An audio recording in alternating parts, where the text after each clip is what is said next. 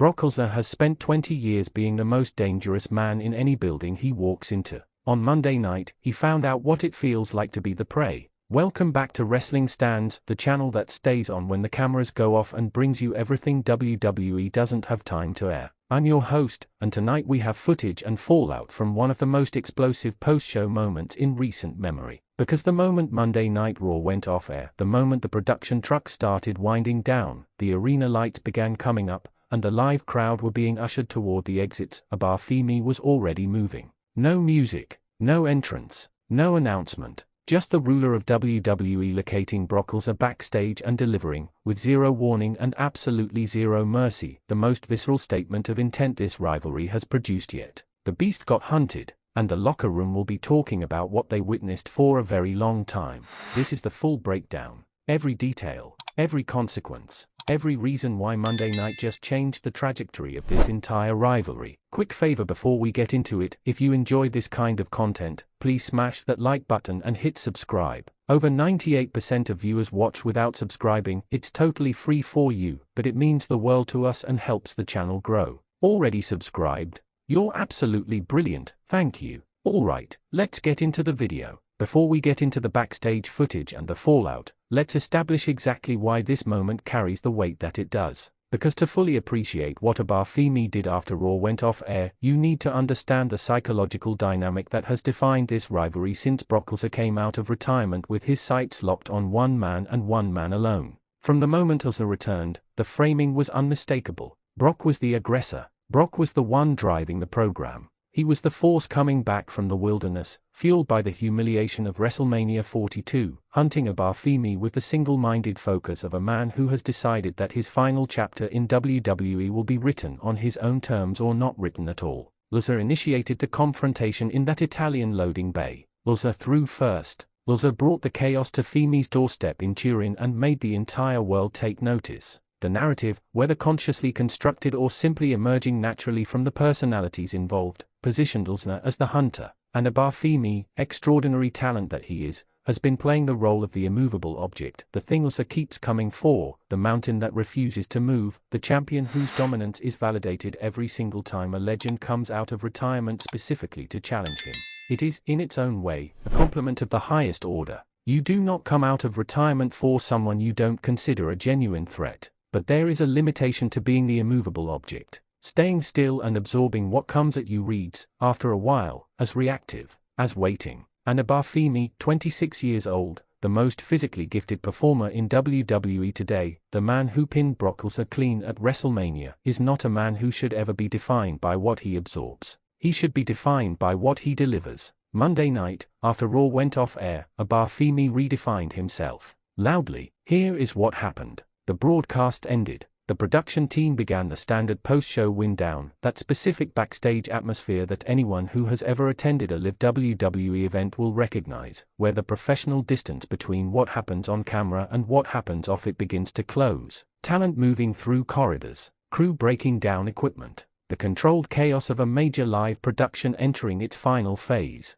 Brock Lesnar was backstage. Reports from those present indicate he was in the process of cooling down from the evening, which, given everything that had transpired on the show between him and Femi's respective segments, was not a metaphor. The physical intensity of a Brock Lesnar Raw appearance, even without a formal match, generates a specific kind of post-show energy. He was moving through the backstage area, heading toward his designated space, operating in the particular headspace of a man processing the evening and already thinking about what comes next. What came next was Oba Femi, from a direction nobody anticipated, at a speed that, given Femi's size, remains genuinely startling every single time you witness it. Without warning, without a word, without any of the theatrical preamble that typically precedes a confrontation between two major WWE stars, Femi hit Lesnar with the kind of force that reminded every single person present exactly why this man is the most physically dominant performer on the roster. The Beast, for the first time in a very long time, was on the back foot before he had processed that the encounter had begun. Now, let's be specific about what makes that detail so significant.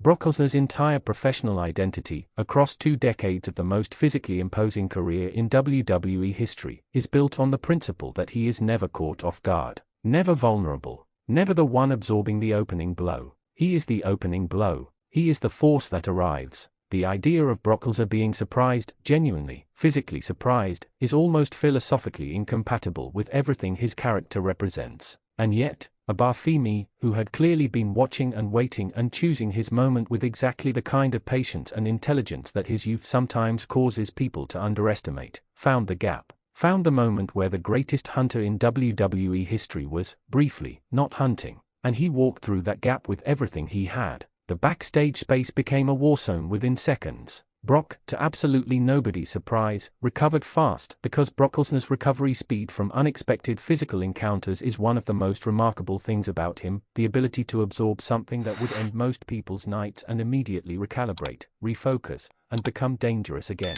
He fought back. Of course he fought back. Brock Lesnar on his worst day, cornered and surprised, is still a catastrophic problem for anyone standing in front of him. But Femi was not backing up. He was not creating distance to reset. He pressed forward, the ruler of WWE operating with a mission and a momentum that Lesnar, for perhaps the first time in this rivalry, could not simply bulldoze through with brute force alone. What the people present described, road agents, locker room talent who heard the commotion and came to investigate, production staff who found themselves suddenly very aware that their post-show win-down had taken a significant detour, was not the tightly managed aggression of a post-contract signing pull-apart. This was loud. This was physical in a way that echoed through the backstage area and brought people running from multiple directions simultaneously. Surfaces took damage. Equipment was disturbed. The kind of incidental destruction that happens when two men of that size collide with that intensity in a space that was not designed to contain it. The locker room intervention was substantial and notable for how long it took to be fully effective. Multiple senior members of the roster involved themselves, alongside the standard road agents and officials, and the separation process was not quick. Femi, once in motion, required genuine collective effort to redirect. Lesnar, simultaneously furious and, if reports are accurate, carrying some damage from the initial ambush, was being managed from his side with equal difficulty. When it was finally over, when the corridor had been cleared and the two men had been moved to separate areas of the building, the silence that followed was the kind that people who were there will remember. Not peaceful silence. The silence of a building exhaling after something genuinely alarming had just passed through it. Let's talk about the damage, because there are two kinds of damage worth discussing here, and they are equally important to understanding the full fallout from Monday night. The physical damage first, because it is the most immediate. Lesnar, by all accounts, left that backstage corridor in a condition that suggested Oba Femi's ambush had been both effective and precise. The Beast is not a man who shows pain easily or often. It is, again, philosophically incompatible with his character, but the people around him in the aftermath noted that he was dealing with the kind of physical aftereffects that a surprise assault from a man of Femi's power and intensity would logically produce. Nothing that ends a career or cancels a pay-per-view, but enough to leave a mark, enough to be felt, enough to matter. The psychological damage, however, is where the real story lives. Because Brock Lesnar has operated for his entire career on the assumption, correct until Monday night, that he controls the terms of physical engagement. He decides when things get violent. He decides when the hunt begins. He decides when the beast is unleashed. Oba Femi just overrode that assumption, just took that decision out of Lesnar's hands and made it himself. And in doing so, delivered a message that no promo, no stare-down, no contract signing table confrontation could have communicated as clearly. I am not waiting for you, Brock. I am coming for you, on my schedule, in my way, and you will not see it coming. That message, absorbed in a backstage corridor after Monday Night Raw, lands in a fundamentally different place than anything that happens under arena lights. This was not performance. This was not positioning for the camera. This was Oba Femi making a choice that had consequences, real, physical, felt consequences, and making it without hesitation. Now, the question that everyone in the WWE universe is asking, the question that the comment sections and the podcasts and the group chats are all wrestling with right now, did Oba Femi just earn Brock Lesnar's respect? It is a fascinating question because it has two entirely valid answers that can coexist simultaneously. On one level, yes. Absolutely, unquestionably, Brock Lesnar, whatever else you say about him, respects force, respects aggression, respects the willingness to initiate rather than respond. The man spent years being the aggressor in every situation he walked into, and somewhere deep in the psychology of a competitor like Lesnar, there is a recognition, perhaps grudging, perhaps privately admitted only to himself, that what Femi did on Monday night is exactly what Lesnar himself would have done in the same position. On another level, no, not yet. Because Brock Lesnar's respect is not earned through a single backstage ambush, however effective. It is earned by standing across from him in a wrestling ring, with everything on the line, and beating him so convincingly that he has no argument left.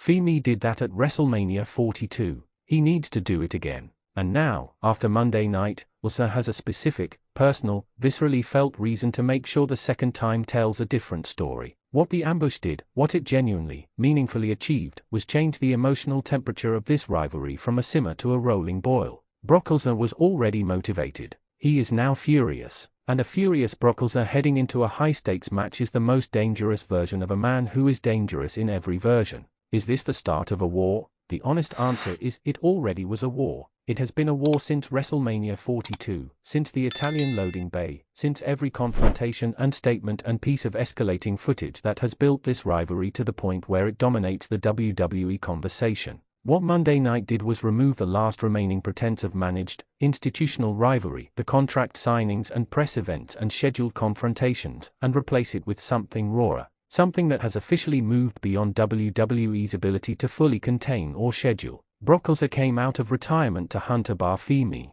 On Monday night, Oba Femi reminded him, and everyone watching, that the hunted has teeth, sharp ones, and the willingness to use them at a time and place of his own choosing. The next time these two men are in the same building, it will not matter how many road agents are deployed or how carefully the schedule is managed. The Beast and the ruler of WWE are now operating in a space where the only thing that ends this is a match, a winner, and a loser. Monday Night Raw went off air. The real show started immediately after. And the WWE Universe, every single one of you watching right now, was not supposed to see any of it. Aren't you glad you did? Thank you so much for watching. Wrestling Stands family means everything, as always. We'll see you in the next one.